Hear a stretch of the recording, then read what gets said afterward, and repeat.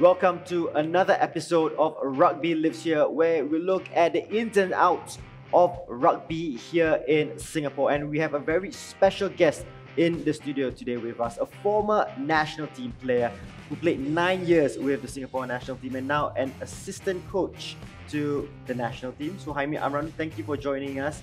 And as I said, you have a stellar career as a player and now as a coach. Let's go all the way back. How did it all start? How did that interest in rugby come about? First, thank you for having me here today. How it started actually. I'm privileged, I'll say. I was born into a rugby family. My father was a former rugby player himself, representing Singapore. I believe also he captained Singapore during his time with the national team. How I started rugby, actually, I wasn't into rugby. Even though my father was a rugby player, I was more into badminton and football. Okay. You know, I mean, growing up in Singapore, rugby wasn't a big thing. Only when I turned 13, I decided to tell my dad, I want to try rugby because of the physical nature. Okay. You know, when you turn 13, you want that physical, contact and stuff like that as a teenager. So when I told my dad, 13, let's find a school that I can go that have rugby. So that after that, rugby just take off from there. It's a fantastic story, and that's how it started. And as I mentioned, you had 9 years as a player with the Singapore national team. What were some of the best memories that, you know, until today you still think about it, gives you goosebumps? From playing days, winning the B Division final, kicking 2 penalties in, winning 6-0 against ACSI, and after that moving on to national team, making the SEA Games 27 squad. I was a young boy then, I was probably the youngest in the squad, and later on move on to playing over the years, winning against Malaysia in 2013, kicking it, and at the extra time, sorry, not extra time, actually just 20 seconds before the game, and it was the winning kick. And I think 2 that I'm very proud of was being a top point scorer in 2011, 2012 and 2013 in the Asia Rugby Championship, or back then was called Asian 5 Nation. Yeah, let's talk about that Asian 5 Nations final, Division 2 final against Malaysia. It will be always remembered for you winning it by kicking that last minute penalty against a fervent home crowd that were against you. Bring us back to that moment. Tell us how it got to that situation and how you overcame it. Alright, it was quite intense actually. The home crowd, fair play to the Malaysian home crowd, they were non-stop for the 80 minutes. And I hear them booing my name clearly right from the first kick, where actually in that game, first kick I missed right in front of the post. And it was a wake-up call actually. Okay. And they managed to get me off my concentration and stuff like that. But yeah, bringing on to the last kick, it was actually 20 seconds to the full-time whistle. Okay. And our game plan then was box kick to attack their wingers because they were poor under high balls.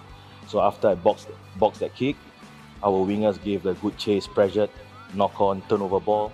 Yeah, they got a penalty. It was 20 seconds left, right? I got nothing in my legs to go extra time or whatsoever. I look at the coach. Is there a sub? Because playing halfback, like 80 minutes is quite tough. Yeah. He said, no, I need you to stay on for kicks or whatsoever. So then after that, Daniel Mark was the captain then. He was like, so should we go for the corners? Drill them down and hopefully punish their forwards, because we were scoring off mauls and stuff during the game.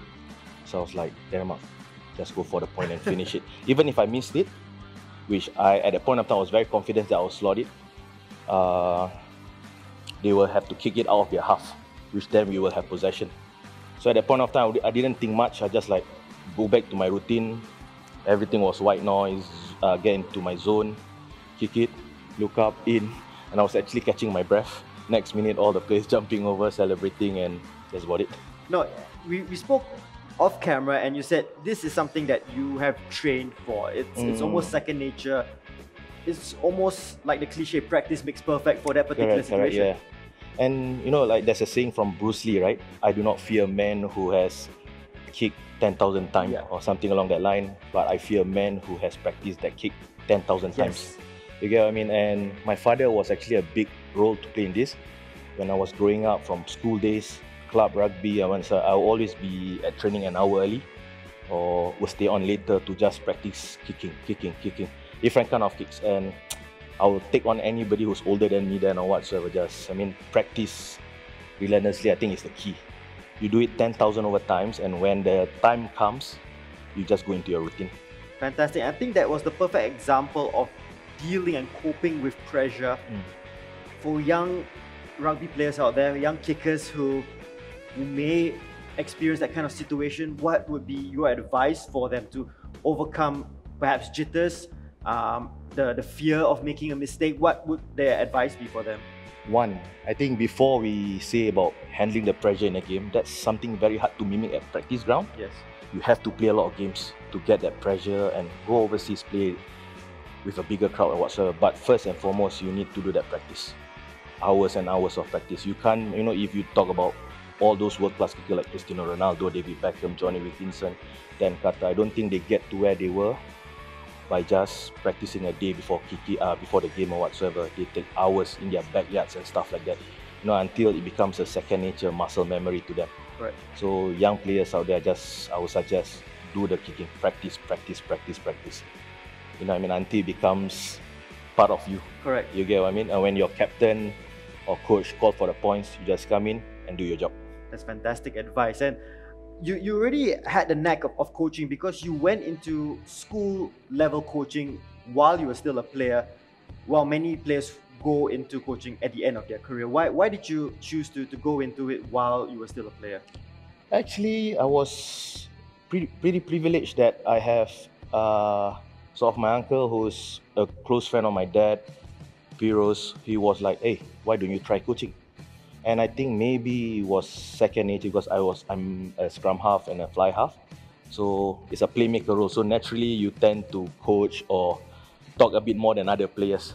And I did question myself during my younger days. I was like, actually I want to create better rugby players than I am at that point of time. And down the pipeline, Singapore will, I was a bit arrogant, like Singapore will have better players because of my coaching or whatsoever at that point of time. So that was actually one of the factors that I want to go into coaching. So what's the difference between coaching young kids at school level and then coaching at the very highest level as you did in the 2019 SEA Games?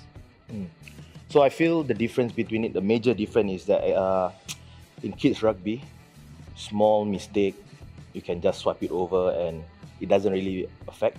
But in terms when you go to national team or higher level playing ground, that 1% really matters. Okay. You get me? One knock on, one drop ball, yeah, you get punished by a try.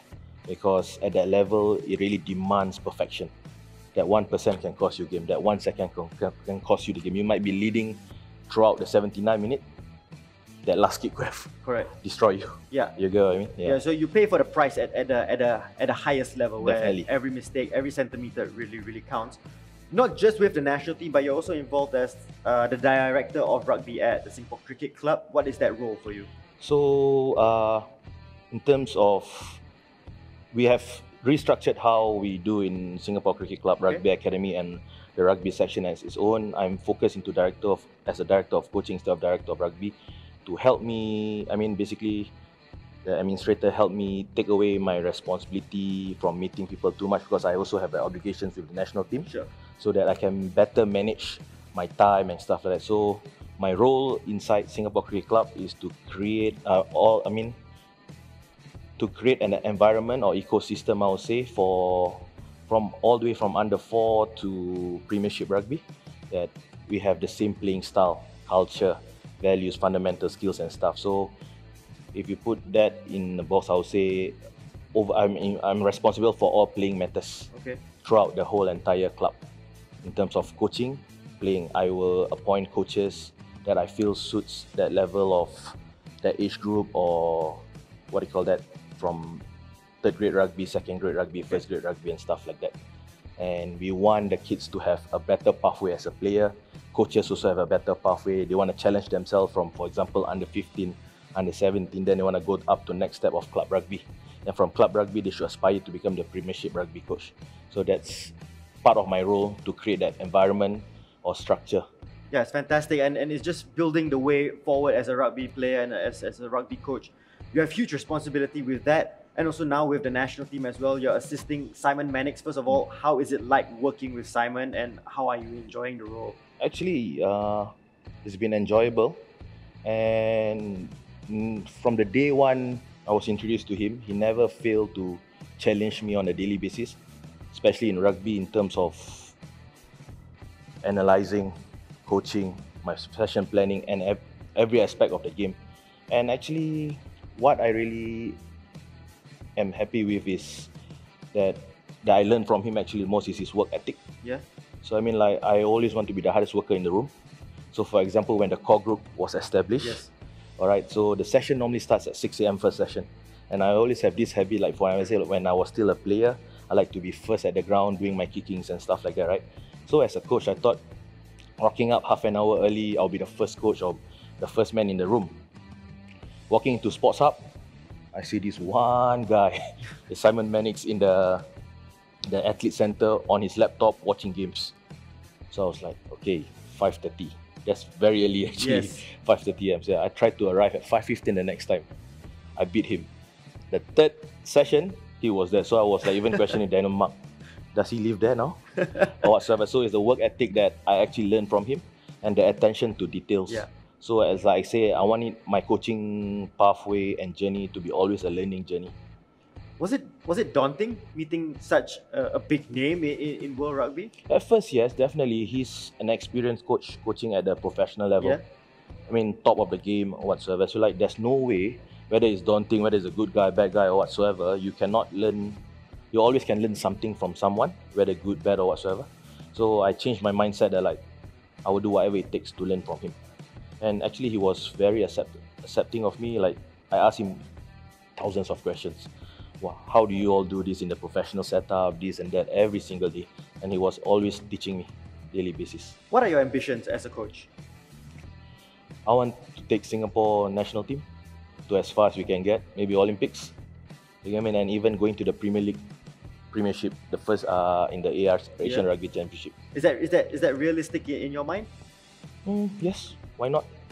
You get what I mean? If Japan, another Asian country, can do it, why not Singapore? I think at the end of the day, yes, we agree that we are not professionally paid. But I think professionalism is a mindset. Correct. You get what I mean? You can be paid millions of dollars. If you decide not to show up, you're not going to show up at the training ground. You know what I mean? So it's a big sacrifice after 8 to 5 job.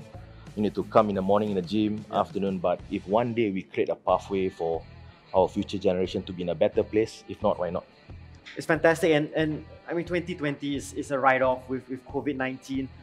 The players, the national team, they've started training recently. What condition are they in? How's the atmosphere within the group, and looking forward to 2021? When they came back from post-circuit breaker, actually I was impressed with a couple of players who came in with better nick. And it's like we did a bit of testing here and there, and just body shape wise. Obviously, during the circuit breaker, they've been training hard on their own and stuff like that. But some players, they have went overboard, maybe lesser movement, stuck in the office, stuck at home, not moving around. But I mean, it's actually good for the players. I feel that they have a switch off mentally, physically from rugby and stuff like that. And generally, when they come back to train, everybody's hungry to touch the rugby ball again. So that atmosphere of hungry to play rugby again is actually a bonus for every coaches to work with. Yeah. I'm going to end this off with a trick question for you, because you've played at a high level, you also coached at a high level. Which one makes you more nervous? Actually, I tell you, doing this interview is a lot more nervous for me than playing or coaching. Okay, but back to your question, I feel coaching is a lot more nervous because as a player, we always have this alter ego when we get to the field, when we boot up, especially this me speaking on my own opinions. Like when I put on my boot, I always have this mentality, I'm the best around. Alright, I'll be the most arrogant guy you see on the field. Or whatsoever, I'll be mouthing, playing, because that's just me. When I'm competing, I want to be the best, or I think I am the best. You get what I mean? So the nervousness just shut off. Everything around me is a white noise. You get what I mean? It's the confidence and the alter ego come out. Correct. But comes to coaching, what you can actually do is to prepare the team of the best of your ability. Once the player cross the field, you actually have not much control. Correct. You get what I mean? So the nervousness always kick in, but as a coach, you have to have that poker face. You get what I mean? Because your player fits off you. Yes. If you're nervous, players like, shit, I'm about to enter a game. Yeah. My coach is, you know, you get what I mean? So it's a different kind of nervousness in that sense. Yeah, it's different pressures. As a player, you're just looking after yourself in a way. As a coach, you're looking after the entire staff, the players, and the technical team behind you. When do you think rugby will return?